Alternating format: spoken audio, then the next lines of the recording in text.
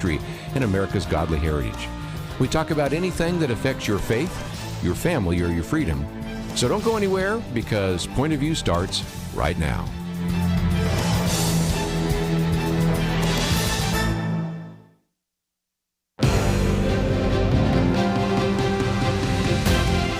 Across America, live, this is Point of View.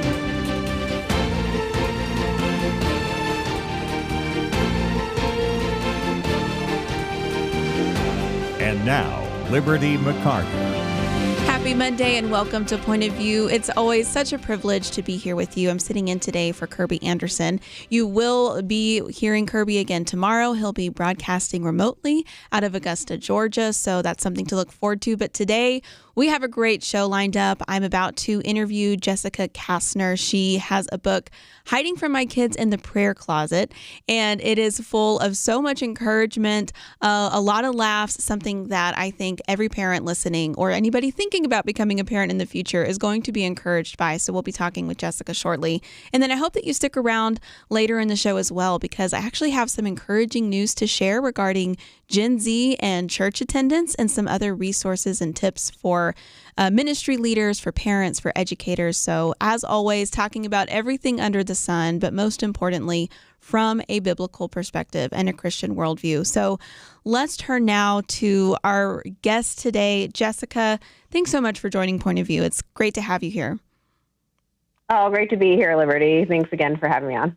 So, Jessica, you are the co-host of the podcast Free Failing for Divorced and Single Christian Women. Again, author of Hiding from the Kids in My Prayer Closet, Finding Grace and Laughter When Motherhood Gets Real. I've been reading through the book, definitely a lot to relate to. And so in your book, you share your experience as an unmom. And when I read your description of that term, I was like, okay, I think I resonate with this a lot. So can you start off by telling our listeners what on earth is an unmom and what are some signs that somebody might be an unmom? Okay, so I think of an unmom as a mom who loves her kids and loves being a mother, but not so much the everyday, day-to-day stereotypical tasks or activities that you would associate with motherhood. For example, organizing the kids' school activities, cooking, making Pinterest magic lunch boxes for the kids. Like, I always felt very less than, especially in my younger years in the Christian mom circles I was part of, especially because many of my friends were homeschooling moms, and they, from day one set out to have multiple kids on purpose. And I kind of fell into motherhood, and by the grace of God, ended up, hopefully I am a good mom now, but it was never something I even thought of. And anyone who knows the Lord knows he has other plans than we do sometimes. So I just felt like it was a little more unnatural than the moms I was around. So I just actually started writing this book as a source of therapy at night when the kids went down, of like crazy things that would happen that I just felt like, am I the only one that this is really hard? Or I just wasn't expecting this. So I was just thrilled that it even got published and that there was other people like me, because it was more cathartic than anything. It's been such a great experience. Well, it's so encouraging to read. And I think that just, what it really does is it gives moms permission to breathe a sigh of relief if they aren't the ones who have it all together, or if they're like, wait a second, I don't enjoy this aspect. And so I appreciate that. I am a homeschool mom myself, but I definitely still identify with the unmom vibe. Case in point, the other day, my 4-year-old, I took out a case of prepackaged cinnamon rolls from the refrigerator, so not from scratch or anything. And he goes, "Mom, do you know how to make cinnamon rolls?" And I was like, actually, we'll see, but I think I can manage this. But that's how little he's seen me cooking. So yes, I identify with this. Go ahead. And my thing is, so many parts of motherhood are tangible, the things that we associate, right? Like knowing how to make homemade bread and keeping all the rooms clean, and just because moms do so much. But my whole thing is, slowly and surely through my motherhood journey, I realized there's so many parts of being a good mom that are intangible that no one really talked about, or you don't really get Instagram credit for. So like just being present with your kids and like putting your phone down and forcing yourself to play Barbies on the floor, or like after work when you're so tired. I just felt like those are really important too, but no one ever sees that, So I share a lot about that in the book because I feel like I want to encourage moms who are doing all those good things.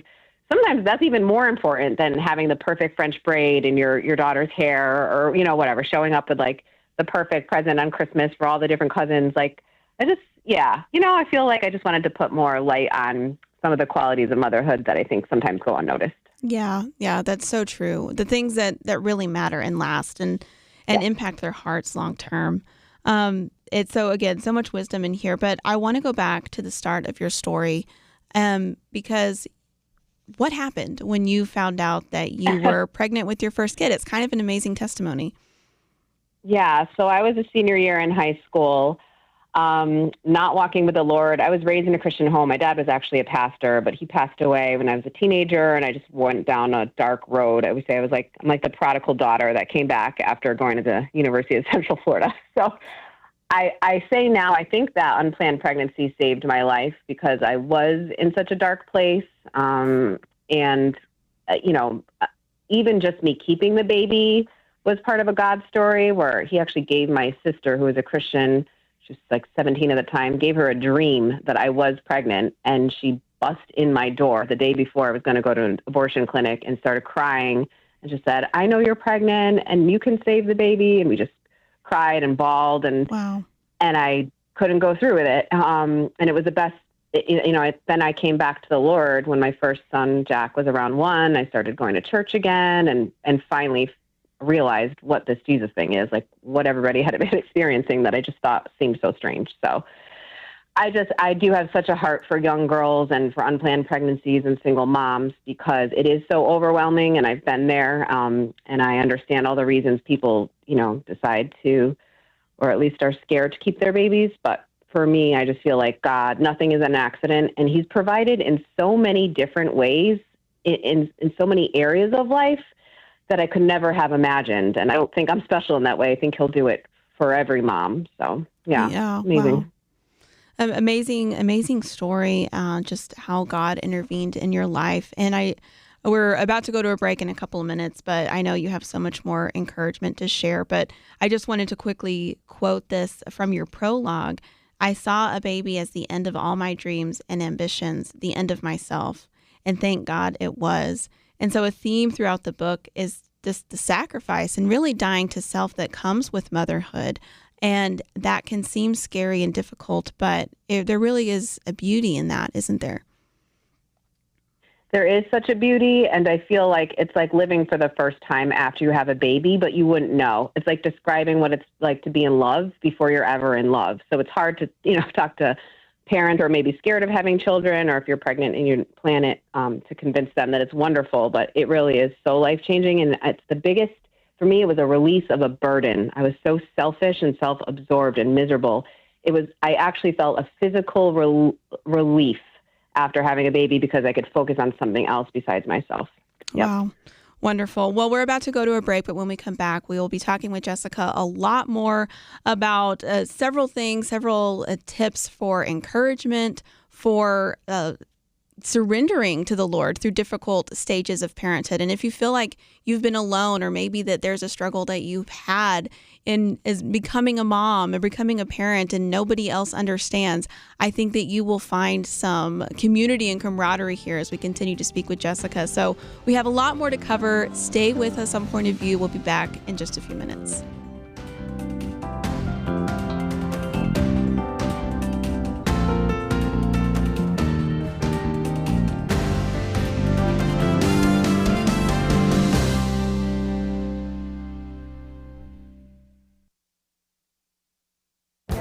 This is Viewpoints with Kirby Anderson. The National Assessment of Educational Progress is often referred to as the nation's report card. For most of the states, this hasn't been a report card you'd want to show anyone, but 4 southern states stand out because they've shown improvement. Alabama and Louisiana had math and reading scores higher than they were in 2019 before COVID. Mississippi fourth graders topped the country in math and reading. If you look at recovery statistics, Alabama was first in math recovery and third in reading recovery. Louisiana, Mississippi, and Tennessee also did well. Frederick Hess asks and answers, why are we seeing this southern surge?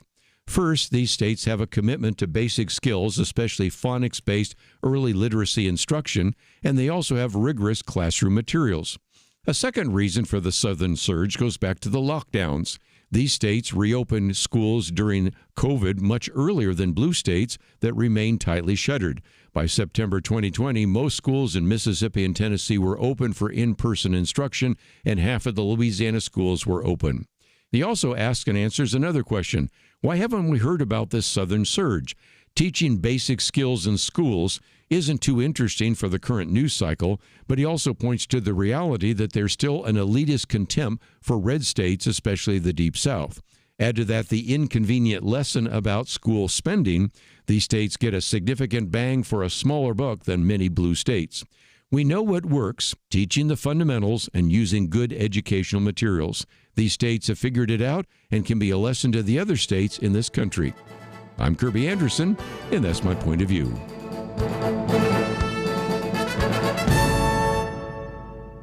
For a free copy of Kirby's booklet, A Biblical View on Critical Race Theory, go to viewpoints.info/CRT.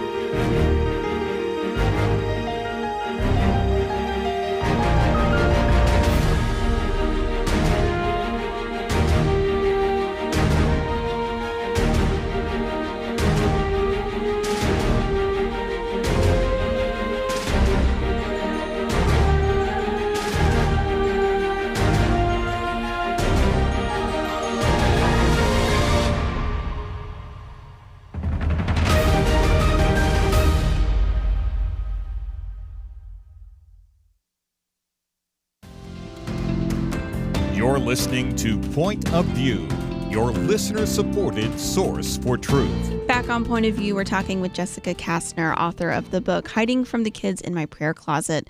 Jessica, you were just saying before the break how when you became a mom, you felt a relief of the burden of just being focused on only yourself. And we were talking about how that is kind of a theme throughout your writing and just in parenthood, where it is a lot of sacrifice and dying to self, but we actually grow so much and can find so much contentment in that. On the other hand, though, as something that you wrote and I kind of resonated with too, was just kind of being resistant to the idea of that becoming a mom and then losing your sense of self, or that becoming your whole identity. And so we want to have this balance of, realizing that it's okay to sacrifice for your kids. It's okay to not be number one. But how do you keep your sense of self and your own personality and own sense of identity separate from this really important role you have, but it is just one of your roles in life? So do you have any thoughts or tips on that for moms who are kind of navigating those waters? Yeah, that was huge for me because I never, as I explained, identified as a quote unquote mom. Like my first book title before my publishers changed it was "I Will Never Drive a Minivan." It's just like, I just feel like I was always, I always joked that my sister played dolls and house. And when we were little, my Barbies just were like going to Europe and just living wild and crazy lives. So I always had like these big dreams. I always wanted to write books and do, have a career. So I was scared that after I had a baby, oh no, now I'm just a mom, and now will I even be able to, advance my career? Will I have time for the creative projects that I'm always thinking about? So I do think you have to be intentional and there has to be balance, but I'm living proof that you can be 100% committed and devoted to your motherhood journey, but still so into your dreams and your ambitions and your career, or if you have a ministry. I will say, though, there's a season for everything. So I did quit my job for 4 years. Thank God I was able to do so. My husband at the time, worked, and I was able to stay home. And, I felt, of course, I wasn't, sometimes motherhood is boring when they're in toddler years. Like sometimes it's just quiet and slow and still, and that's okay. I feel like God was teaching me a lot of things in that season that honestly I didn't see at the time. but now I do. I was actually acquiring all the life lessons and the wisdom that I would be able to use when I did finally start writing and doing the creative ventures. So I guess I would just say, don't give up on your dreams. I don't think motherhood should be anyone's identity. I don't think that God calls us. I think men and women are equally infused with gifts and callings and purpose. And having a kid isn't just a blank check on the box that now you have achieved the, as far as your soul's going to go in terms of like what you're going to contribute to the world. So yeah, I think for moms, it's hard because we never feel like we're doing enough. So if you work or if you're doing a ministry or whatever, just a side hustle, creative venture, you can feel very pulled and you can feel like you're never doing enough or being good enough. But I have learned to be present and give your 100% when you're like with your kids, or then if you're working, be present and 100%. And I've learned like through the years, it gets easier on how to do that. Like there's a way just to be disciplined about it and not feel guilty, because then you'll never fully be there and enjoying the things that you're doing. So it is okay to have other hopes and dreams and visions. Yeah. And that's so helpful, I think, for a lot of moms to hear. And just like you said, there are seasons to everything. And another thing is, it's okay if every season isn't your favorite. Like you mentioned, sometimes the toddler years are boring. For somebody else, they may love it. They may love the little kid stage. And then they're, having to kind of flail around figuring out like the middle school or the teenage years. But it's okay to not love every stage of parenting. I think that's something that I learned once I became a mom. And then I think it's just so important for people to know that even ahead of becoming a parent, like you're not going to love every single aspect of it, but that doesn't mean that you're a bad parent. Exactly. And I feel like sometimes we equate the not feeling so great or not enjoying to you're not doing a good job. Like, I feel like sometimes in those seasons where you're self-sacrificing, you're kind of white knuckling through some like teenage seasons, which I'm in, doesn't mean that your kids aren't thriving and you're not doing what you're supposed to do just because you feel uncomfortable in it or dissatisfied. Sometimes that's where you're really like planting the most seed that you'll harvest later. So for sure. For me, it was the infant stage. That was so hard for me, but again, some people love it. So it's all different. Yeah. And everything is a season and it feels long in the moment. And then you look back and you're like, wow, I can't believe it went by so fast. But in the same way that there are different seasons and stages of parenthood that may be our favorite or maybe not, there are also just different stages of worries and kind of concerns with parenthood. So I wanted to read another quote because it made me laugh, but I also think it's so true and you're so good at keeping it real. But you said, hey, control freaks, guess what? You have zero control. Germaphobes, I've got news. Your kids will roam in a cesspool of viral matter. Neurotic overprotector, here's one for you. You just birthed children into a world that some theologians believe is the end times. Fasten your seatbelt. So I love that because it just reminds people that there's no perfect circumstance and there is always something that we could be worrying about in every stage of parenthood. But how have you managed to retain your peace in the Lord and manage and navigate those different seasons when we can get so scared for our kids?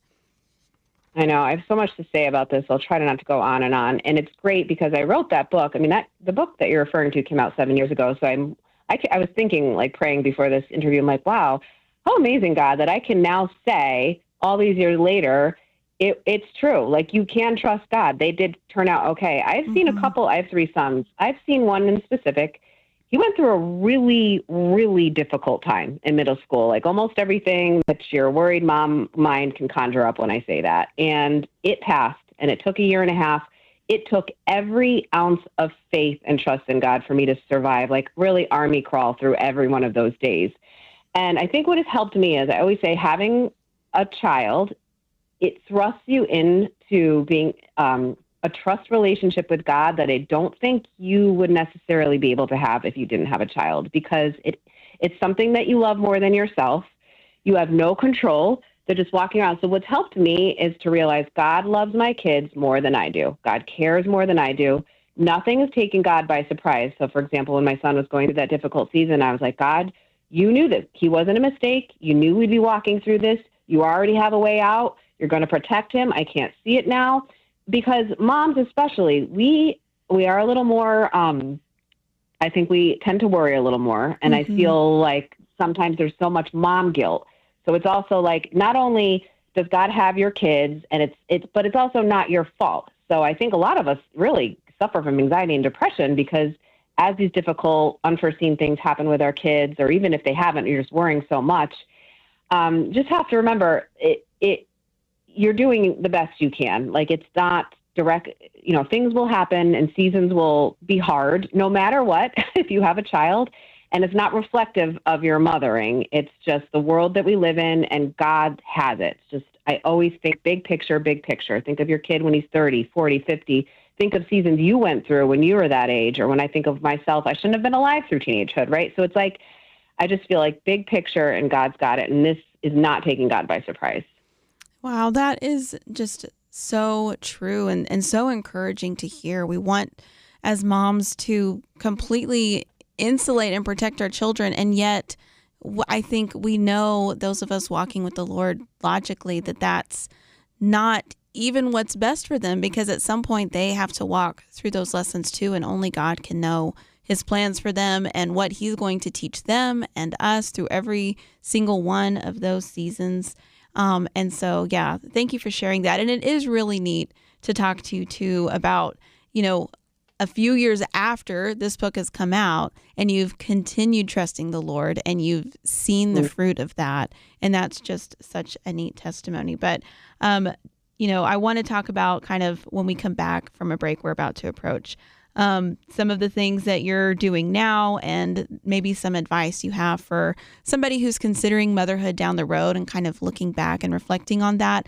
But just to kind of sum up, a lot of what you write about in your book is that there are so many different ways to be a mom. And it's not, like you were saying, it's not about the external performance, or it looks good on Instagram, or I'm making all this homemade food, or our house is always clean, or things like that. It really does come down to the heart, and just realizing that what you said here, I'll read another quote. The older we get, the more comfortable we become with our parenting styles, and the less we compare ourselves to others. Because it really isn't about comparing ourselves to others. It's about doing our best with the kids that God has given us, and relying on him on a day-by-day basis in every single one of those stages and seasons and cycles of life. But we have more to discuss with Jessica when we come back from this break, so stick around. A lot more encouragement.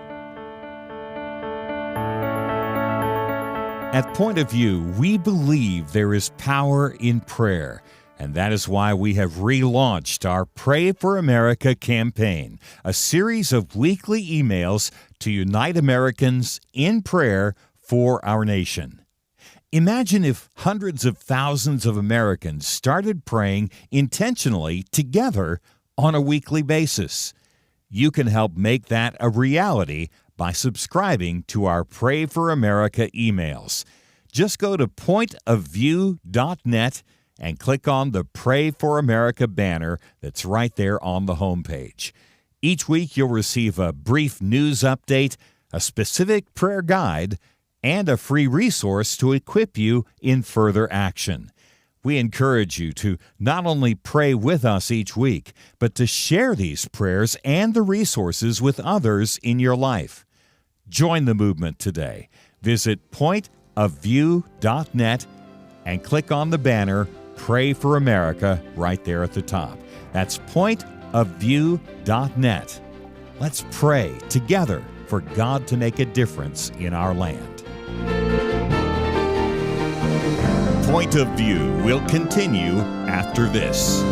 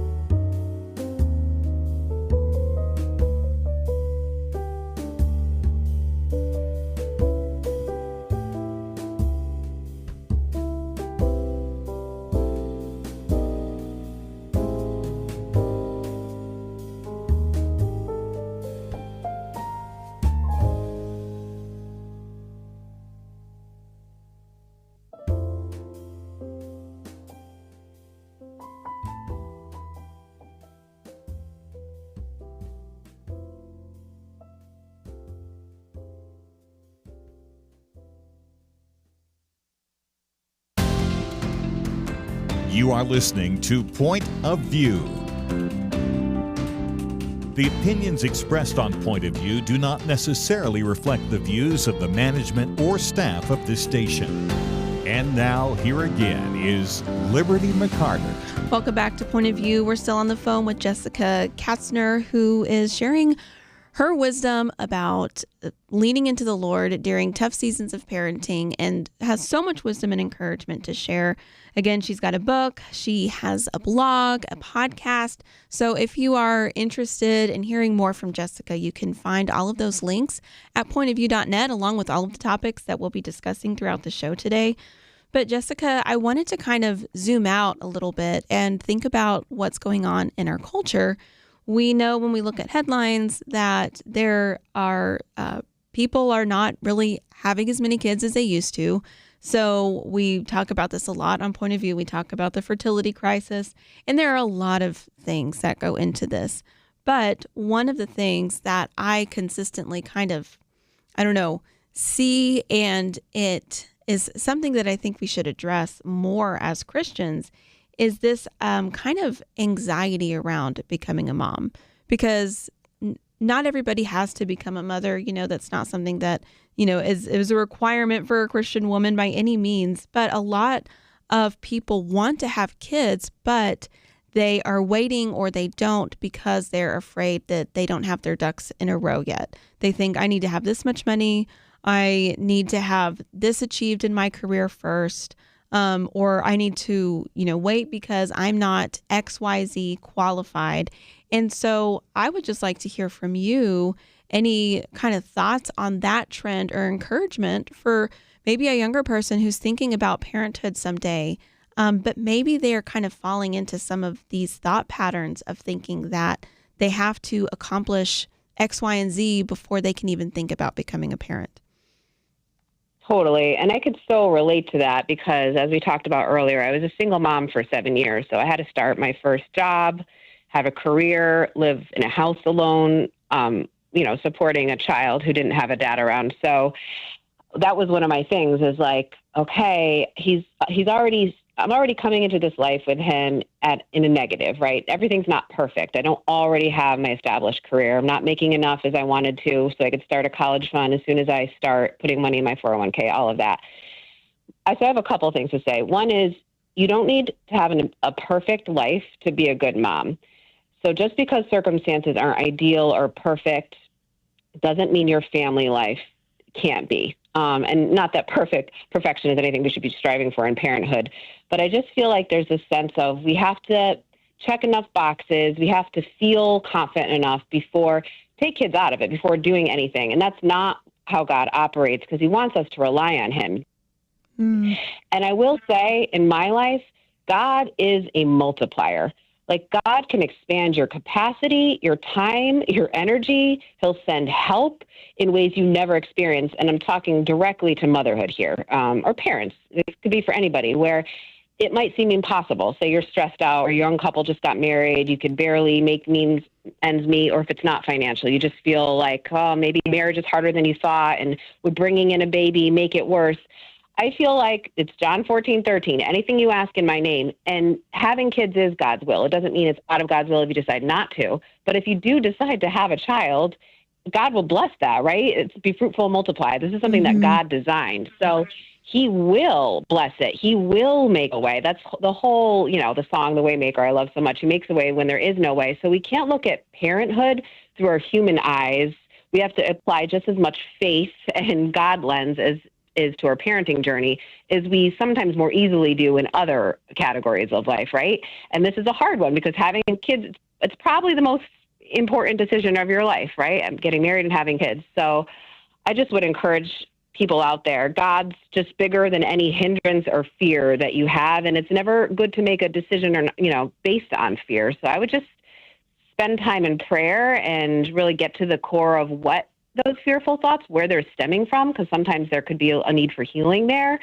But absolutely, I feel like God will provide in ways. I mean, I could talk for an hour of actual, tangible, physical miracles that God has sent my way, especially when I was a single mom, that provided for me. So it's been amazing. Amen. And And I mean, just to point out again, the title of your book, which makes us laugh, Hiding from My Kids in My Prayer Closet. However, I think there's actually truth there, because there are those moments where everything is so chaotic and you're not sure how you're going to do it on your own strength. And you have to take a moment to go into the quiet place and just abide in the Lord.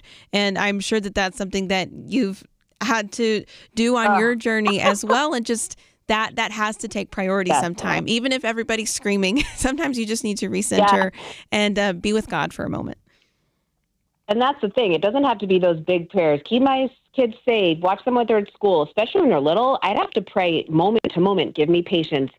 I would have to breathe and be like, okay, Lord, be with me, be with me. And then as they get teenagers, they test you in all different ways. So I find it's the prayer closet is really, it's like spiritual. It's a mentality. It's a frame of mind that just prayer is what makes it's really how to get through being a parent. But, one more thing that I've learned through the years is always remember to pray specifically for your kids. I've been thinking in recent years, and in a lot of my writing, I write about it. We often don't pray for the things that we're struggling with the worst. So if you're going through a marriage situation or relational hurt, sometimes it's hard to pray for the things that are so important to you for a lot of different reasons. A lot of times if you're guilty as a mom or you feel like you've made so many mistakes, you don't even, how can you ask God for all this when you feel so guilty? Maybe your kids are in the position that they are because of mistakes you made. But my biggest message is pray specifically for your kids. It's the greatest gift you can give them, right? And sometimes you're the only one covering them in prayer. So yeah, pray all day in closet or not in the closet.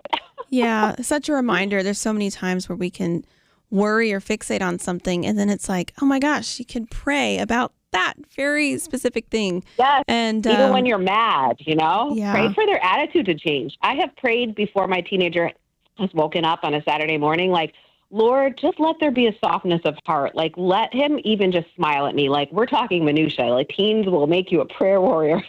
Yes. And it works. I mean, it's amazing, right? Yes, God answers prayer. Such a good reminder. I want to also talk to you about something new that you're doing now, or fairly new. I believe this year you launched a podcast with a friend, also another Jess, and it's called Free Failing for Divorced and Single Christian Women. So tell us about that podcast and how it came about and your heart for that. Yeah, it's been so fun. It's something I've always wanted to do. And then you're kind of like, all right, well, everybody and their cousin has a podcast. Like, is there room for me? But that's just fear and lies from the enemy, right? So Yes. We only started it like half a year ago, and it's been such a blast. And it is because my friend Jess is a divorced Christian woman, but we're kind of melding it into, it's kind of morphing into, or women in transition, because sometimes there's other relational heartaches or parenting heartaches that can feel just as much of a death or a pain point as a divorce. So it's kind of like a midlife woman finding God again, finding yourself again after hard transitions and heartaches. And it's just been so amazing. I feel like God's all over it. I feel so lucky to just it's doing well. And we've had guests, and every day it's just an adventure. So it just gives hope up to even the moms that, you don't think you'll have time to do something. I wanted to do this for so long, and my kids are, they're in high school now. And I finally feel like this is a time. Now I have time to, edit the podcast and think more because you have brain space. But I honestly, God's timing is in everything, because I do feel this is a subject matter that I was called to talk about. 10 years ago, I wouldn't have even thought to talk about it because I wasn't living that life. So it's just God has it all in his timing. It's great. I love that too. And just kind of going back to something like you were talking about earlier, how we don't have to give up on other dreams or other callings or other passions that God may have given us. No. But there is a season for everything. And so it's just amazing that there's a whole new ministry opportunity opening up for you now, and you're able to pursue something that has been a dream. And so we're about to go to a break, so I'm not sure if I'll actually have a chance to fully ask the question, but just to kind of set it up before we go to the break. I was listening to one of your recent podcast episodes today about the lies that the enemy wants us to believe about ourselves, especially maybe in those difficult seasons of transition and change and disappointment. And the thing is, like you said, for women in transition, but life is always changing. Like there's always something new around the corner or that we're coming out of. And if we think like, okay, now everything is stable, nothing's going to change now. Yeah. That's probably not true. For better or for worse, right? It's a ride. Yes, it is. And all the more reason why we have to depend on the Lord. But I just was really encouraged because at every single turning point, the enemy wants to bring us down with lies to keep us from being effective as moms or any other area of ministry. And so you and your co-host, Jess, were talking about some really, really great scripture-based tools for reminding ourselves of the truth and overcoming those lies. And it's something that I see that you've blogged about as well. So we'll be back with more from Jess right after this break and talk about how we can combat those lies with truth and renew our mind. Back after this short break.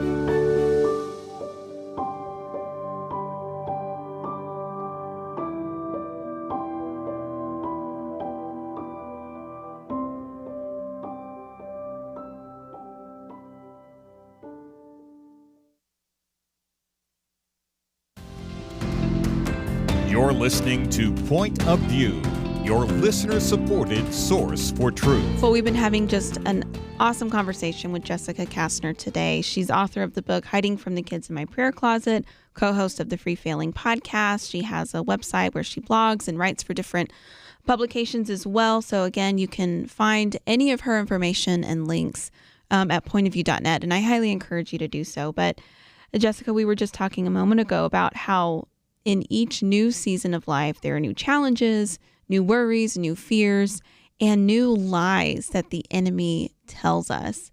And so how do we fight back against those lies? Yeah, I mean, this is such a deep question, and I feel like this is such a universal thing that people deal with, is just negative thoughts, attacked by the enemy's lies. I mean, even if you're not a Christian, it's something that we all struggle with. So from a spiritual perspective, I think the number one tool that has gotten me through, and I do write a lot about it because I'm so passionate about the subject, because what we believe is how we'll live, right? And I feel like the enemy just distorts truth and takes our biggest insecurities and just twists them when God has so much freedom for us. So I get really angry thinking about it. Mm-hmm. So I think the number one tool is acknowledge the fear and the lie, and replace it with truth. So I've gone through a lot of different hard seasons. Like I feel like I've came to the Lord the hard way. So I have not been able to not find a scripture that can directly combat and help and shed truth on whatever issue I've gone through in any category of life. So we have to acknowledge the lie and then replace it with truth. So my whole thing is, especially women in midlife, it's too late. I've screwed it up too many times. God's annoyed with me. How many times do I have to learn this lesson the hard way? I should just be happy and just live a sad life or whatever. Lamentations 3:22 is one of my favorite scriptures. His mercies are new every morning. Yes. Like God doesn't see time isn't relative to God. So I feel like we get so caught up in the moment and looking back towards the past. And if we just focus on the scriptures, nothing is impossible for those who trust in the Lord, right? So when we're thinking even talking about kids and being a parent, this is just, I don't think we can come back for this. So how am I going to have a relationship with my kid? He moved out, or even when it's really bad. Well, take that fear and go to the word. I don't know how any parents make it without the word. Because I'm in it every morning, because it's just, it's just replacing. There's a truth for every lie and fear. That's my biggest thing. Yeah, and that is just such a good reminder to equip us in it is a battle against the lies the enemy wants to tell us, because what happens if we believe those lies? Then we just kind of give up. And God has a purpose for us and a plan for us. And we don't have to be perfect. We just have to follow him and trust him. And so nothing would please the enemy more than just causing us to give up and keeping us ineffective for the kingdom and the things that God has for us to do. And so that is just so encouraging to hear that you've, walked the walk. You've walked through so many challenges, and never has God's word failed to bring you encouragement. And so just to kind of stay on with some practical tips, because I was reading this too in one of your blog posts, that sometimes, we wish that somebody would be there for us to give us the encouragement that we need. And that's why community is so important. But let's be real. Sometimes our friends fail us, or we're not receiving as much encouragement as we wish we were. But there are some steps that we can take when we need to restore our soul and find that strength again, that we can go straight to the source and find that. But what are some of those tips and steps that people can take in those darker seasons? Yeah, so community is so important. It's so important to have other Christian friends, at least one that you can confide in, because my whole thing is there is freedom in sharing. So as soon as a sin becomes a secret, then it has power over you. So I am such a big advocate, of course, of Christian community, or at least having a Christian friend that you can confess to, because there's freedom in that. But in terms of consoling your own soul, so this has been my big thing in this past year. I actually just walked through a divorce, coming up on a year now. So last winter, I live in Connecticut, was a cold, dark hibernation season with the Lord. And I think I realized and experienced for the first time what it's like to grieve and mourn and heal only relying on the Lord. So it wasn't glamorous or fun. I was crying every morning with the Bible, with my tissue box after the kids went to school. But I finally learned what it's like to partner with God in your sorrow and your pain, instead of disassociating or numbing or ignoring or pretending everything's fine, because I'm Gen X, so we didn't learn what it's like to acknowledge your emotions, heaven forbid, go to therapy.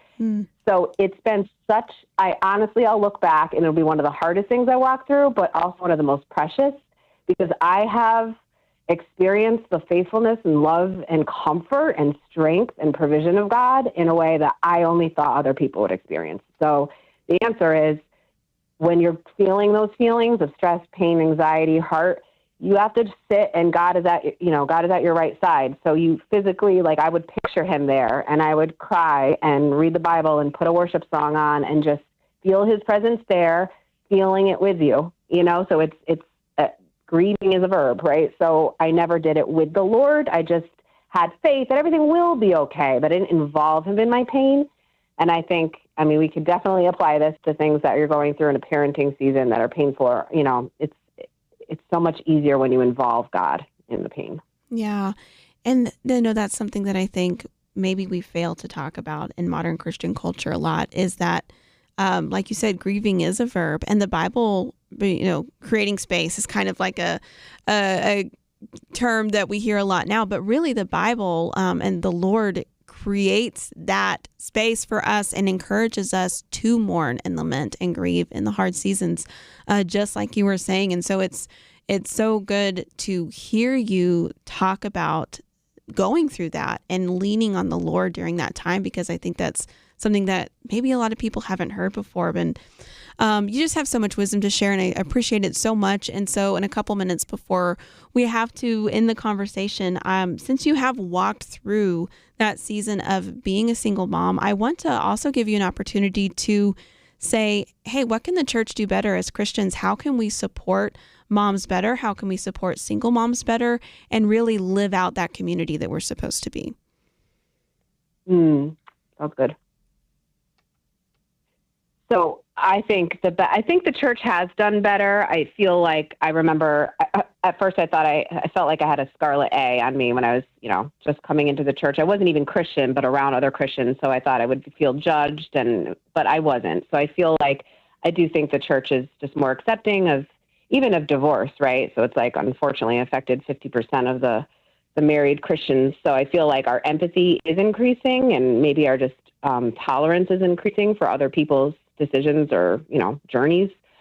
I think that support is huge. I feel like instead of, though, for a single mom, I don't think the answer should be as much as, don't worry, you'll find a husband soon, or, don't worry, I'll try to set you up with someone. So I think the end goal should be less of marriage, because of course God's ideal is the nuclear family, right? And of course God hates divorce. But if you're a single mom, you're either divorced or haven't been married yet, I just wish the focus would be more on leaning on God and just diving into your relationship with God, because more than likely you are going to be married someday. So this is a time to experience a special part of God's ability to provide and counsel and support in a way that no human can. So I feel like it's almost like a narrative shift where a husband isn't going to solve all your problems, right? It's always better to have a partner. It's always ideal. But if you're a single mom, I wish I had heard more of that and even believed that myself, where you are actually still enough. Like, no, you don't have a partner, but God,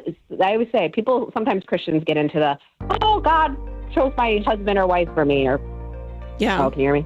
Yes. So good. We're coming up on the end of the segment, but that was so good, Jess. Thank you so much for being with us on Point of View today. And just encourage you, listeners, go to pointofview.net, check out her resources and her website and information. Point of View has been so much good stuff there. For over 50 years.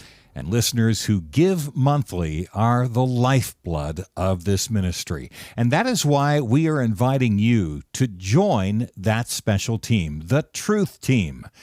Later this month, we will celebrate Truth Team Week, highlighting the special impact you make when you become a regular supporter of Point of View. Please pray about the investment you can commit as a monthly gift during Truth Team Week. By supporting Point of View, you equip Americans to remain anchored to truth, navigating the tough moral, cultural, and political issues of the day from a biblical perspective. And also, you don't have to wait. You can join us right now. Give or learn more about the Truth Team at pointofview.net or call us at 1-800-347-5151. That's pointofview.net and 1-800-347-5151. Point of View will continue after this.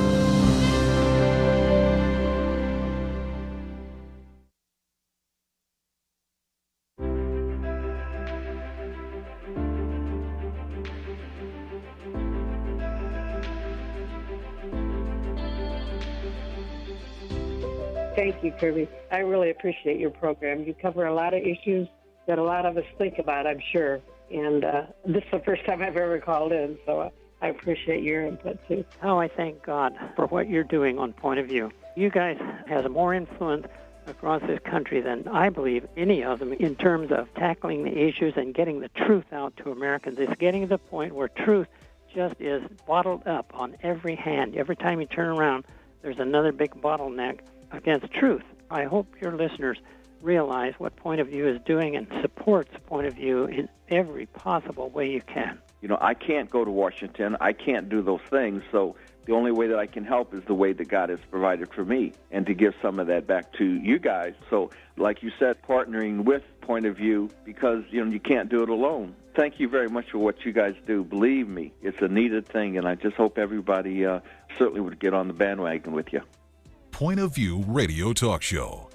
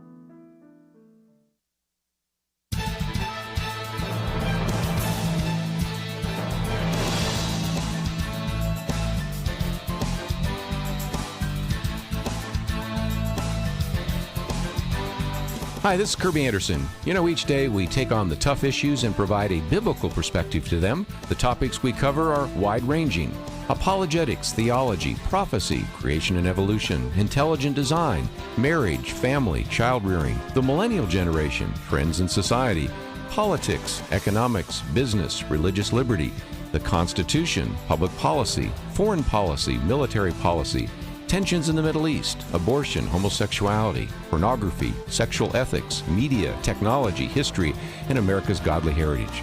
We talk about anything that affects your faith, your family, or your freedom. So don't go anywhere, because Point of View continues right now.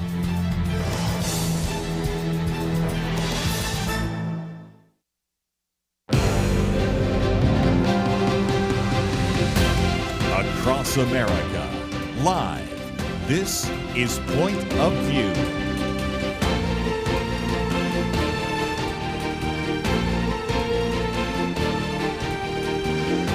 And now, Liberty McArtor. Welcome back to Point of View again. I'm happy to be with you today, sitting in for Kirby Anderson, who will be back with you tomorrow. By the way, he'll be broadcasting via the Good News Network in Augusta, Georgia, so be sure to tune in to that. Just a few program notes for later in the week. Dr. Merrill Matthews will be with you on Wednesday. I'll be back again on Thursday hosting a roundtable, and then Dr. Matthews with you again on Friday for the weekend edition. So it's going to be a packed week with a lot of voices, familiar voices, and again, discussing everything that matters to your faith, family, and freedom from a biblical worldview. And if you're just now tuning in, speaking of family, had a great interview with Jessica Kastner. So if you missed that, I encourage you to go to pointofview.net, where you can listen to the interview, or you can look at all the resources that she has, like her book, her podcast, and her website. And she was offering so much encouragement to parents and moms in particular at literally every stage of parenting, and so much wisdom from Scripture. So I just encourage you to check that out, or maybe share it with a mom in your life. If you want to encourage somebody, that would be a great way to do that. But let's turn to some news out of the culture, out of the church. A lot to discuss this hour. And there is some good news that I saw in Christianity Today over the weekend, and I wanted to share it with you. And it may actually surprise you. And so with the good news, there are a few things that maybe should also concern us as well. I won't say so far as a good news, bad news, but maybe some good news and then some things that we can continue working on. But first, the good news. Okay, this is from Christianity Today. You can find the link at pointofview.net. Gen Z now leads in church attendance. So we have been seeing headlines to this effect, little by little, saying, hey, in recent months, there seems to be more research showing that younger generations are actually going back to church, getting interested in religion again.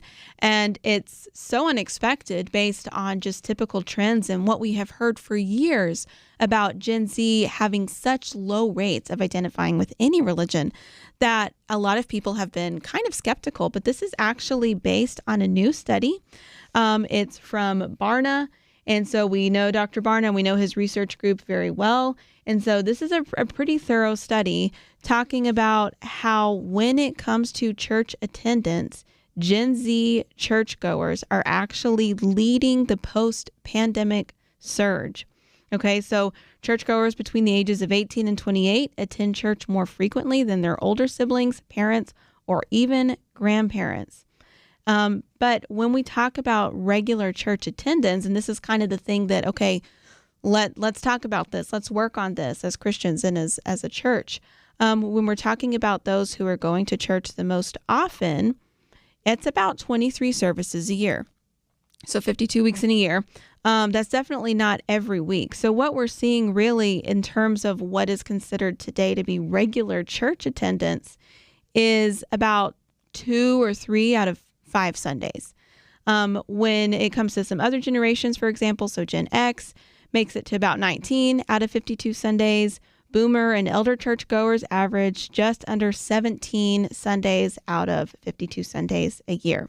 Millennial churchgoers, so that's my generation, attending 22 church services annually, up from a previous high of 19 in 2012. So again, younger generations leading there. So here's a quote from Daniel Copeland. He's Barna Research Group's vice president of research, said, "The fact that young people are showing up more frequently than before is not a typical trend." I think we know that. And this data represents good news for church leaders and adds to the picture that spiritual renewal is shaping Gen Z and millennials today. But now the older generations are going to church less frequently, even still. And so we don't know exactly why this is happening. We know that church attendance took a big hit after the pandemic because a lot of people stopped going to church for, temporary time because of social distancing and health concerns. And it kind of varied state by state. Some had, closures in online churches a lot longer than other areas. And when that happened, not as many people came back. And that is kind of something that I think a lot of ministry leaders anticipated. But we are seeing that who's coming back now? It's the younger generations. So this is something that is really important for us to talk about. And as the article actually points out, is that, the fabric of church attendance is changing. We're seeing fewer older people in church, and that could be for a variety of reasons, stop going after the pandemic or having health problems or things like that. So one, reaching out to your elder congregants and making sure that they have a way to get to church. Often that's a barrier for people who would like to participate in church, but maybe their stage of life is more difficult to get out there. But also when we're talking about younger generations, they are hungry and they are spiritually hungry. And I would just issue maybe not exactly a word of caution, but just a little reflection here, because I think a lot of pastors and ministry leaders are seeing this and they are rightly excited. Okay, Gen Z really is coming back to church. They're attending church even more than their grandparents and their parents are attending church. What do we do with this? We have to make sure that we're reaching them, that we're speaking their language, so to speak, that we're being relevant. And so there's kind of some, twofold wisdom here. One is like, yes, you want to make sure that you're utilizing tools, technology and things to get the word out about your church services and reach the people who might be interested. But sometimes we can focus so much on those new tools. I remember even when I was in youth group, there was so much discussion about how do we stay relevant for millennials? How do we really make sure we're attracting them and we're talking about the things that they want to hear? And sometimes we can forget as Christians or as ministry leaders that we already have the most attractive thing in the entire universe, and that's the gospel. And so just an encouragement for churches right now and for Christians and anybody in youth group or young adult groups or pastors, Gen Z is already coming to church more. And that's not because of any gimmicks or anything like that, but it's because they're hungry for spiritual truth. They are not finding it in the world. They're not finding it in culture. They're not finding it online. They are hungry for something real. And that is something real that has been around for millennia. And that's the truth of Jesus. And so we can overdo it sometimes, trying to capitalize on the moment to make sure that we retain the young members that we so very much want to retain. But I think that we can just kind of breathe and say, okay, the gospel, the truth, just preaching the word of God and making sure that we're not losing the older generations either, that we're encouraging the grandparents and the parents to make sure that they have a way to continue attending as well. Because you know what is so needed as those young adults and those teenagers are coming back to church, seeking something deeper and more meaningful. How awesome would it be if more of these seasoned Christians and the older adults and the grandparents were able to be those spiritual mentors for the young adults walking through the church doors and really looking for something. So there's a lot of just exciting news here. It's encouraging to see that young people are actively seeking out truth, and it's something that we can be aware of as Christians. But if we want to really talk about the things that are actually impacting young adults, we can do that as well. And that's something I want to talk about when we come back after this short break.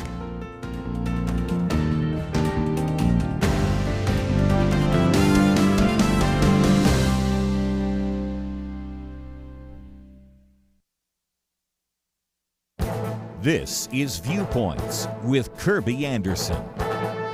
The National Assessment of Educational Progress is often referred to as the nation's report card. For most of the states, this hasn't been a report card you'd want to show anyone, but 4 southern states stand out because they've shown improvement. Alabama and Louisiana had math and reading scores higher than they were in 2019 before COVID. Mississippi fourth graders topped the country in math and reading. If you look at recovery statistics, Alabama was first in math recovery and third in reading recovery. Louisiana, Mississippi, and Tennessee also did well. Frederick Hess asks and answers, why are we seeing this southern surge? First, these states have a commitment to basic skills, especially phonics-based early literacy instruction, and they also have rigorous classroom materials. A second reason for the southern surge goes back to the lockdowns. These states reopened schools during COVID much earlier than blue states that remained tightly shuttered.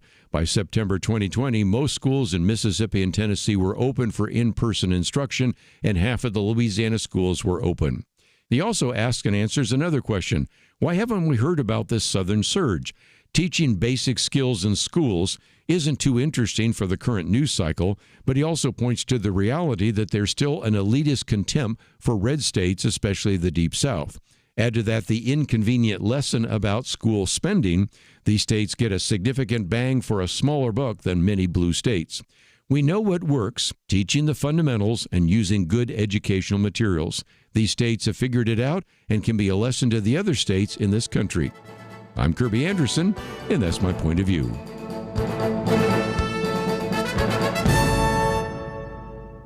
For a free copy of Kirby's booklet, A Biblical View on Critical Race Theory, go to viewpoints.info/CRT.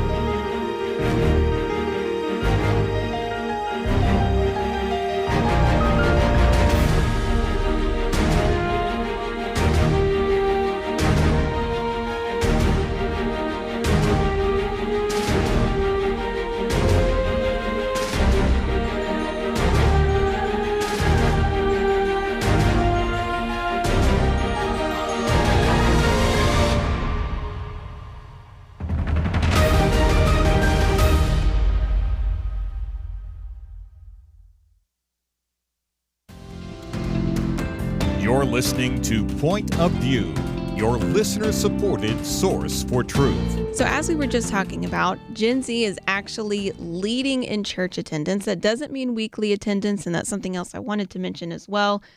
If you are one of the people who are attending church, and I know that it can be difficult with life to get there every week, but don't try to be a 2 week out of every 5 week. Let's increase that surge. Let's get to church on Sunday. Make it a priority in your life, because that Christian community is, and hearing the word of God every week is so vital. And it's so vital for our communities and our nation. And again, if you feel like, it doesn't really matter, it does matter, because you never know who you might encourage when you go, as well as just being fed. So, but we are seeing an increase in church attendance among young adults, which is so encouraging. And so as they come into the church, we do want to make sure that we don't overly stress about trying to make it relevant, because the gospel is relevant, okay? Biblical truth is relevant. That's what they are seeking when they come to church. However, we do want to make sure that we are applying that biblical truth, that we are applying the gospel to the real issues that they're facing in the world, because chances are maybe they are seeking some guidance on some things. If people who were not even necessarily raised in religious homes, and that's the case for the majority of Gen Z individuals today, they weren't even necessarily raised in church. They're coming to church, and leading in church attendance, then that means they're seeking guidance on some moral and ethical questions, and they're not getting the answers from the culture. So one example, when it comes to technology. So I wanted to highlight an article from Emily Harrison. She has the Substack blog, Dear Christian Parent. I've interviewed her here on Point of View before, as well as on the Know Why podcast. And she is such an important resource for really all Christians, I think, right now, just with how rapidly technology is changing and all of the ways that it can impact our lives and our culture, and particularly how we're raising kids. And she is just on the front lines looking at information that comes out on a weekly basis and talking about how we can apply Christian principles to these new challenges. So again, I encourage you to go to pointofview.net and look at her article and follow her blog on Substack. But here's her most recent article that I wanted to highlight: How Churches Can Help Students, Teachers, and Families. She says the fight for our kids' minds is also a fight for their hearts. When it comes to screen time, it's the elephant in the room that churches can't afford to continue ignoring. So she notes that there has been a lot of progress made legislatively when it comes to cell phone policies, for instance, in school. So we've talked about that. You've probably heard Kirby mention that on Point of View. He recently had a commentary on it. But she does the math for us. 45 states out of 50 have recognized the damage being done to minors by cell phones and have or are in the process of taking action to restrict phone use during the day in school. Texas is one of those states. That's where we're broadcasting from, where they have banned cell phone use during the school day in public schools. And so she says we should all write a thank you letter to Jonathan Haidt. He's the author of The Anxious Generation, as well as others, for instance, advocates of the phone-free movement, who have really, over the past 18 months, spearheaded this movement to help legislators pass laws that are benefiting students in schools. So she says the speed at which these policies have gone into effect is almost beyond belief. It's just amazing. But this still isn't an issue that the church is necessarily talking about. And she says it's time to step up and for the church to take the lead. She says if one author, some legislators, and a dedicated group of parents have been able to so quickly create cultural change, imagine how much impact a well-organized church could have on an entire community, or the impact that tens of thousands of churches could have on our entire culture. So she offers some steps that she thinks the church should take when it comes to just talking about screen time, cell phones, particularly how they relate to kids and kids' development. So here are some of the things that she recommends. This is, again, Emily Harrison. She's a leading voice on this topic. She blogs at Dear Christian Parent on Substack. She says if schools have adopted bell-to-bell policies, and they are seeing improvement in terms of academic performance, maybe churches can institute an opening prayer to benediction policy, even in youth group or Sunday school. Encourage physical Bibles. A lot of people use their apps nowadays. A lot of churches just embrace that. And so there are so many technological tools for Christians, but particularly when it comes to kids, I think, in situations like youth group, if they don't have their smartphone in the classroom, why do they have to have it at Sunday school or at youth group? So that one might be kind of hard for some church leaders to adopt. But another one that I think is just a no-brainer is educating families on the dangers of smartphones and social media for minors. And she says, I don't mean a watered down, it's all in how you use it nonsense that we've been pushing for the past decade, which has led us to the worst teen mental health crisis ever recorded. I mean the real truth. So we have so much research now that is showing how dramatically screen time and particularly social media and smartphones negatively impact minors. And so this isn't really it kind of just varies from person to person. According to Emily, and I think she's right on this, I think we'll look back and more people will acknowledge that she was speaking the truth.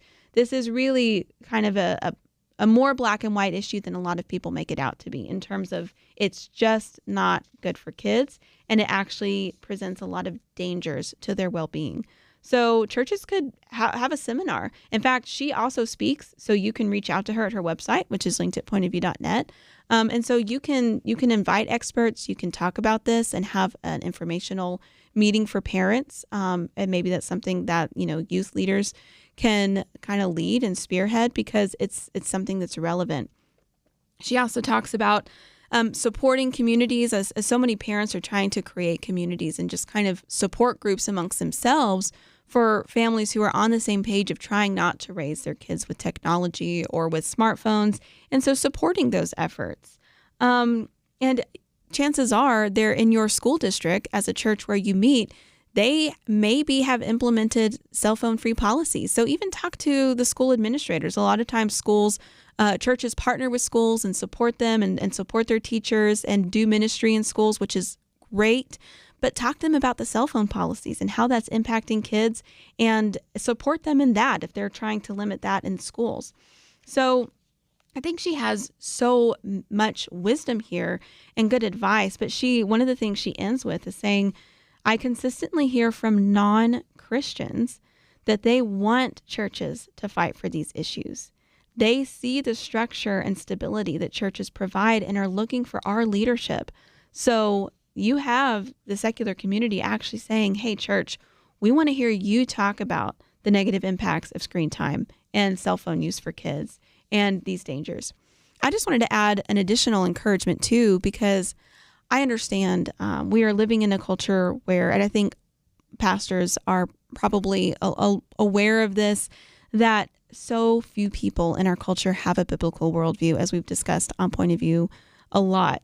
And when you do have kind of a surge in church attendance, and maybe they're seeing some new faces, they're seeing young adults come to church who maybe don't have that background of being raised in church, then on Sundays, you want to focus on the basics. You want to talk about the gospel. You want to talk about, kind of building that biblical foundation.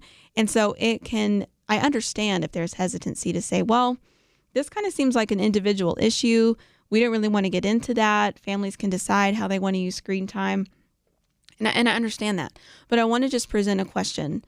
If you are a youth leader or a youth pastor, or even just a pastor, you are going to hear, especially young people, talk about questions like, how do I deal with my anxiety? Or I'm really depressed. I'm dealing with mental illness, with poor body image, self-esteem issues, pornography addiction. These are all things that are likely to come up in a youth group discussion, a young adult group discussion, prayer requests, even suicide. You're going to have kids who they know friends who are struggling with that. And what's a common denominator in all of those things, according to a quickly growing body of research that we have now for several years? It's the smartphones. It's the technology. It's the social media. And so we know we're going to be talking about those side effects and those symptoms that have increased with more kids having smartphones and access to social media. So if we can talk about those problems, why can't we talk about the root of the problem and really equip families and even equip young adults with the information and support they need to really get that out of their life, especially at such a crucial developmental time? So if you want to read that, if you want to wrestle with that a little bit, or see some of the resources and tools that Emily offers to churches and schools and Christian families, go to pointofview.net where you can find the link to her article and her website, because this is something, again, I agree with Emily Harrison on this. The church needs to take the lead in talking about cell phone use and technology with kids. But we'll be right back with more after this short break. In 19th century London, two towering historical figures did battle, not with guns and bombs, but words and ideas. London was home to Karl Marx, the father of communism, and legendary Baptist preacher Charles Spurgeon. London was in many ways the center of the world, economically, militarily, and intellectually. Marx sought to destroy religion, the family, and everything the Bible supports. Spurgeon stood against him, warning of socialism's dangers. Spurgeon understood Christianity is not just religious truth, it is truth for all of life. Where do you find men with that kind of wisdom to stand against darkness today? Get the light you need on today's most pressing issues delivered to your inbox when you sign up for the Viewpoints commentary at pointofview.net/signup. Every weekday, in less than 2 minutes, you'll learn how to be a person of light to stand against darkness in our time. It's free, so visit pointofview.net/signup right now. pointofview.net/signup. Point of View will continue after this.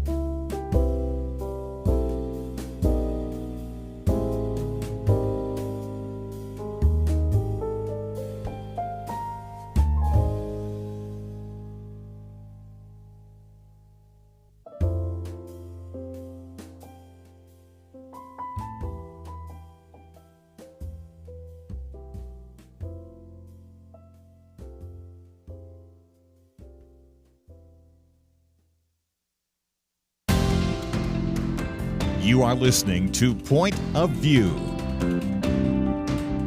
The opinions expressed on Point of View do not necessarily reflect the views of the management or staff of this station. And now, here again is Liberty McArtor. Welcome back to Point of View. I've been having just a great time being with you today on the show, sitting in for Kirby Anderson. And let me just briefly mention my podcast, Know Why Podcast, and you can find links to that at the website, pointofview.net, or you can go to knowwhypodcast.com. You can subscribe on YouTube because we've been talking about a lot of family issues today. And again, in the first hour, we had that wonderful conversation with Jessica Kastner on just encouragement for moms at every season of life. And right now, our series on the Know Why podcast is Know About Family Formation. So we're talking about marriage, we're talking about partnership, parenthood, everything from the transcendent to the very practical. And I think it's something that's important, especially for young adults, which is really what the Know Why podcast is for. So check that out. Go to knowwhypodcast.com. But I did want to highlight, speaking of family, another great article. This is from the Institute for Family Studies. And if you don't follow them, you really need to, because they are doing so much research and thinking about what really the healthy family in America needs, or what we need as Americans in order to build more healthy families. And so here's an interesting article, and it relates to both family and education. And so those are both issues that I care about a lot, and I think so many of you do as well. So this is from Dr. Leonard Sachs. He's a practicing family physician and psychologist and author. So he's writing at the Institute for Family Studies on a troubling trend, and that is the decline in conscientiousness among young Americans. So he takes us through the problem and he takes us through the why. And I have a few comments as well. So let's get into it. And you can, again, follow along at pointofview.net. So Dr. Sachs opens up by asking, what personality traits during childhood or adolescence best predict an individual's health, wealth, and happiness many years later, say at age 35? Is it their grade point average, their popularity, or their emotional stability? No. The traits that best predict future well-being are honesty and self-control. As Christians, that may not surprise us, but it's interesting to look and see that there's data that backs that up. And so psychologists combine these two traits, honesty and self-control, into a single personality trait called conscientiousness. So when we talk about conscientiousness, that's really what it is. It's kind of a catch-all term for honesty and self-control. The bad news is that there has been a dramatic decline in conscientiousness among teens and young adults over the past 10 years. So there's been a recent analysis. This is called Understanding America Study.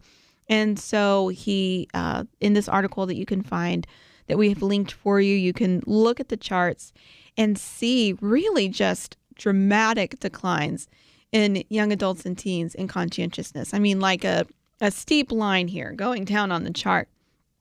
And so what you see increasing, though, is neuroticism. So neuroticism, according to Dr. Sachs, is the inverse of emotional stability. And so what you're seeing are more teens and young adults who are less emotionally stable. They are less agreeable and less outgoing. There's a drop in the proportion of young people who say that they can make plans and follow through, and a corresponding rise in the proportion of young people who say that they are easily distracted and careless. This is really bad news, Dr. Sachs writes. No kidding. And it should be a major wake-up call, he says, for American teachers and parents, because as a society, we are failing to teach young people to be honest and self-control and to persevere. So obviously there are implications here for Christians, which I'll talk about more in a few minutes, but really what Dr. Sachs is focusing on is the lack of any sort of moral guidance or teaching in education. How, as a society, we have really lost sight of the original purpose of education, which was not just teaching the practical skills of reading and writing and being able to do math equations, but it's actually soul formation, character development. And yes, you learn those other life skills as well. But as a society, I think even for a lot of Christians, we really don't think of education as a vehicle for that soul formation and that character development, and it's hurting our kids.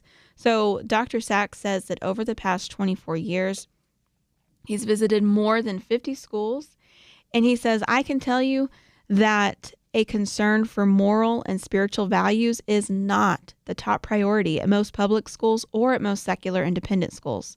Instead, the top priority is teaching the content areas, boosting test scores, academic rigor, and the like. Well, hopefully, we're at least seeing some increase in test scores, right? Well, I think you know the answer to that. No. And as Kirby has even recently pointed out in some of his Viewpoints commentaries and other discussions we've had on Point of View, the national report card isn't looking so good. And so what's the reason for this? Now, again, we just were talking about smartphones and technology.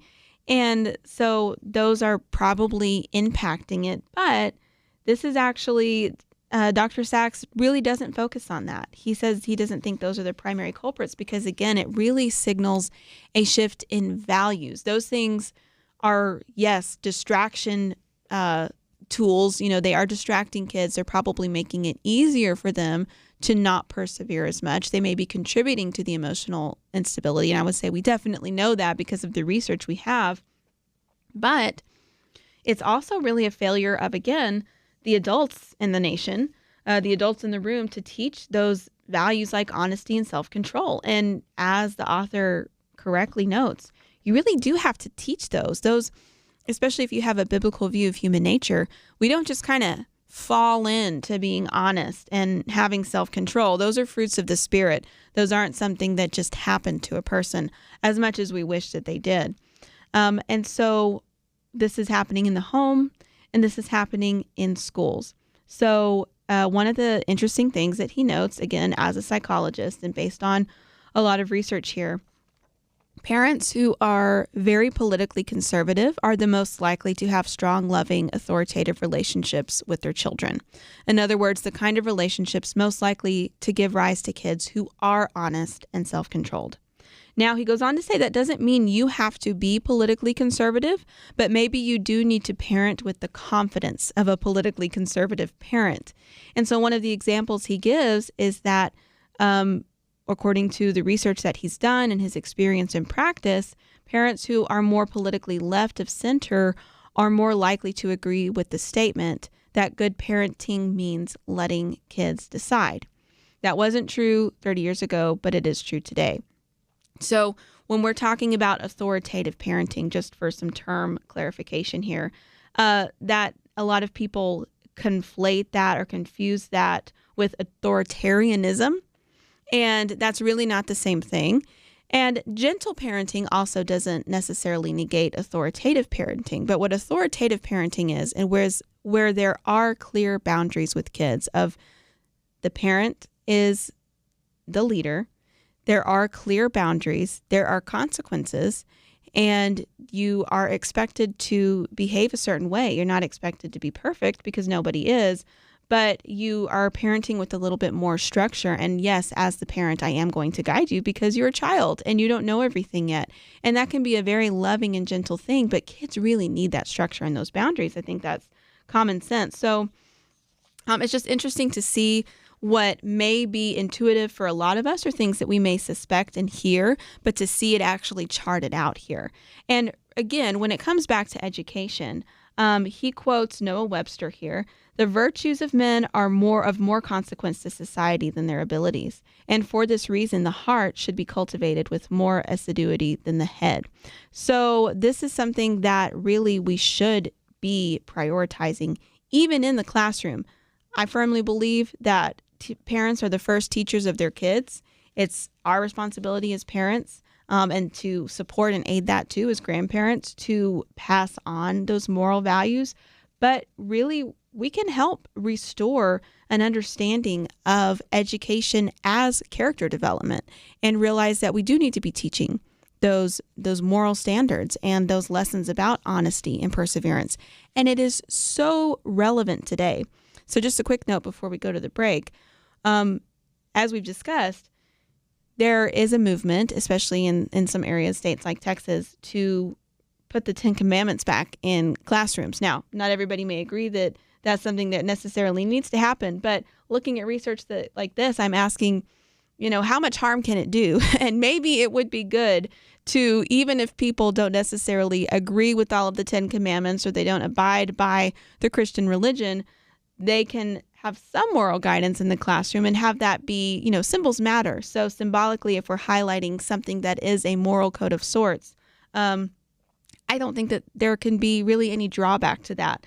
But a few more notes on just conscientiousness in decline and how we can kind of restore a more biblical and I think accurate understanding of the purpose of education and restore some of those values when we get back from this short break.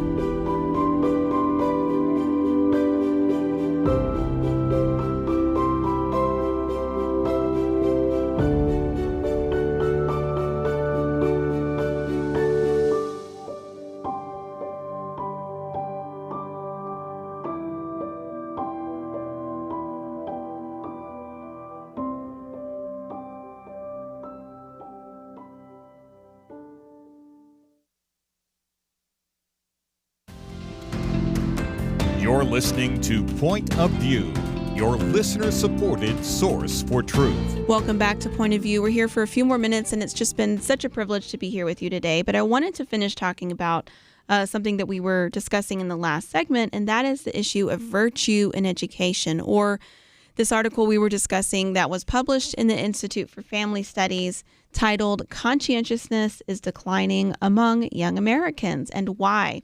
So Dr. Leonard Sachs, who is a practicing physician and psychologist, was talking about how schools aren't really focused on teaching those moral traits, those moral values and character traits anymore, but they should be. Because if you just focus on the academics, if you just focus on boosting test scores, and as a society, as a school, you don't really have that moral cultivation front and center, kids are going to suffer. Case in point, we are seeing a decline in conscientiousness, which is the term used to encapsulate honesty and self-control as character traits, and a rise in neuroticism. Kids aren't happy. This isn't benefiting anybody. So I had mentioned the 10 Commandments before the break, and obviously that's not the big answer to everything. But I did just want to kind of give a defense of having those, and obviously in terms of constitutionality and the First Amendment and the Establishment Clause and all of that, I'm not going to get into that because we very frequently have people who are way more qualified to talk about that from First Liberty Institute, and they often do. But just to form kind of more of my experience as somebody who was in the classroom for a little while, I taught at a Christian school, and in our high school literature course, we studied ancient literature. And so much of that is, of course, discussing pagan cultures, reading those ancient mythologies about the pagan gods, the ancient Greek and Roman gods of stories from Homer, the Odyssey and the Iliad. And so a lot of times we can just kind of, if you like Western civilization and studying that like me, then they can be fun stories to read. But we don't always think about the fact that, these are pagan gods that other cultures actually worshipped and believed in. And so when you're in a Christian school environment, it's kind of interesting because sometimes parents will say, why are we even learning about this? Why are they having to learn the names of all these, pagan gods? Why are they having to read these stories? And one of the things that we talk about and we have that discussion is, well, we're not condoning this. We're not condoning everything about this worldview, but it was a major influencer in Western civilization and even American culture. And so we can study it. We can acknowledge how it's impacted our culture even today in ways that we don't realize. We can analyze it. We can have debates. We can compare it to our worldview, to a biblical worldview. And that's really good for helping kids understand their history and the values that have shaped the society that they live in, whether or not they agree with them. And so I think it's the same principle for the 10 Commandments in a secular school. I don't think displaying them actually is an endorsement of Judaism or Christianity, but an acknowledgement of the worldview that did have a big influence on the foundation of this culture. Obviously, the founding fathers weren't all, walking the walk of perfect Christianity or even professing Christians, but many of them were, and they were all influenced by a biblical worldview that was much more pervasive than it is in culture today. And so that can be a conversation starter in the classroom to acknowledge our history, to acknowledge the moral foundations of where we came from. And maybe those conversations would be a good starting point when we are seeing that we are really lacking some of those core character qualities that actually make people more successful, which are honesty and self-control. So knowing our history, whether you're talking about ancient civilization or the founding of America, is a great place to start.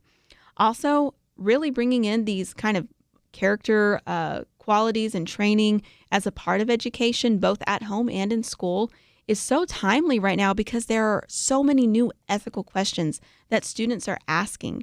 And if they don't have guidance, we will see even more problems. So the big thing that comes to mind for me right now is artificial intelligence. You have ChatGPT. So some schools are really saying we're shutting it all down. No AI allowed in the classroom at all. That still doesn't control what kids can do at home, though. Others are going in the opposite direction. They're embracing AI. They're encouraging teachers to utilize AI in their lesson planning and in the classroom. And they are trying to teach kids how to learn it so they can be ahead of the curve. Others, it's a wild wasteland. We don't know. We don't know what's going on with AI, and we're all just figuring it out as we go. But this is a question kids are asking.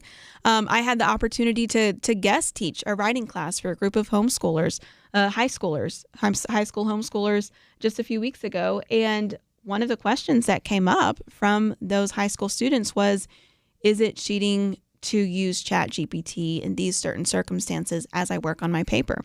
And they weren't wanting to cheat. They weren't wanting to do anything wrong, but they were sincerely asking the question because they're being raised at a time when there are all these tools that people are using and it's totally new. And so we had a really good discussion just about all of that. But we're seeing this even in colleges. So many people are using AI to cheat. They're using ChatGPT to write their papers. I've seen articles from professors arguing that they should be using ChatGPT to grade their papers, and they are. So you have people, and this makes no sense to me, paying tens of thousands of dollars in tuition to sit in a lecture hall and have AI write back and forth to each other. So to me, there's just not a lot of moral clarity on this point, but there needs to be. And so this is just another argument, very relevant for our time right now, of why kids need training in honesty and perseverance and self-control, because, oh my gosh, people are always going to find ways to cheat, but it's a lot easier now than it ever has been. And then again, on the note of test scores, morality will lead to better academic results. So I don't think it's an accident that as we have moved farther away from some of those core values as a society, or pretended like it's not important or they don't have a place in the classroom, you've seen academic achievement decline. And so if we are teaching kids to work honestly, to have self-control, to persevere through hard things, if we're willing to be honest as the parents and as the teachers, to be okay with letting kids fail a little bit, and that includes when they don't get a good grade because they didn't earn it, then they don't get a good grade on the report card. So you can look at Penna-Dexter's commentary on grade inflation from last week. And so it involves the adults in the room being honest as well. But when we have those characteristics front and center, the conscientiousness, and we have a reason to strive for excellence because it's the right thing to do. And again, bringing the Christian worldview into it, to do everything as unto Christ, then you will see more achievement. You will see better results. You'll see happier people who are more successful. And that's really what we need. So again, that's talking about the decline in conscientiousness among young people. And you can find that article as well as everything else we've talked about on pointofview.net. I did have something else I wanted to talk about today, but we're already almost out of time. I'll just give a quick preview because I'll be back later in the week with the roundtable. We'll have lots of members of the next generations, millennials, Gen Zers, discussing issues in the culture and things that are affecting our lives today. But one article that you can get a preview of if you want to go look at pointofview.net is from the Free Press, in defense of inequality. And really what it's talking about is how we need to return as a culture and as higher institutions, because this is from a college, to the idea of excellence. And how do we interpret that as Christians, though? How do we acknowledge the equal value of every single person and also strive for excellence and realize that everybody has value? So look forward to that. Tomorrow, Kirby will be back. He'll be broadcasting from Georgia. Dr. Matthews will be with you after that. I'll be back on Thursday. So a lot of great stuff coming up this week. But thank you so much for being with me on Point of View today. And I hope you have the great rest of your Monday. And Kirby will be with you tomorrow right here on Point of View. Point of View has been listener funded for over 50 years. And listeners who give monthly are the lifeblood of this ministry. And that is why we are inviting you to join that special team, the Truth Team. Later this month, we will celebrate Truth Team Week, highlighting the special impact you make when you become a regular supporter of Point of View. Please pray about the investment you can commit as a monthly gift during Truth Team Week. By supporting Point of View, you equip Americans to remain anchored to truth, navigating the tough moral, cultural, and political issues of the day from a biblical perspective. And also, you don't have to wait. You can join us right now. Give or learn more about the Truth Team at pointofview.net or call us at 1-800-347-5151. That's pointofview.net and 1-800-347-5151. Point of View is produced by Point of View Ministries.